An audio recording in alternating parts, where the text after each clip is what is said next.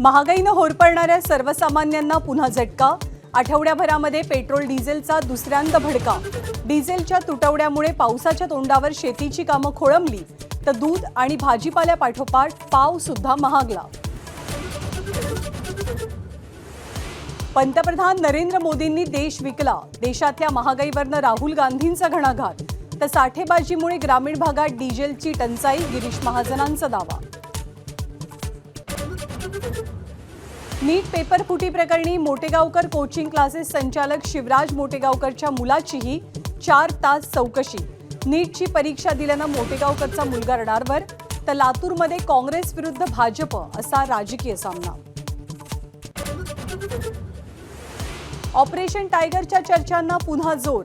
नागेश पाटील आष्टीकर आणि राजाभाऊ वाजेंनंतर भाऊसाहेब वागचौरेंकडनं शिवसेना नेत्यांची भेट। ठाकरेंचा ताकदीचा कोणताही नेता आला तरी स्वागतच करू, उदय सामंत यांचं सूचक विधान।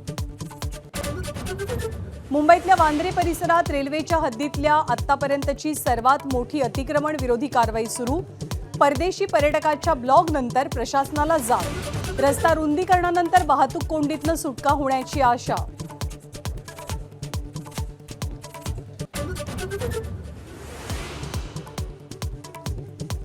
पाकिस्तानच्या पंजाब प्रांतातील सरकारचं ऐतिहासिक पाऊल।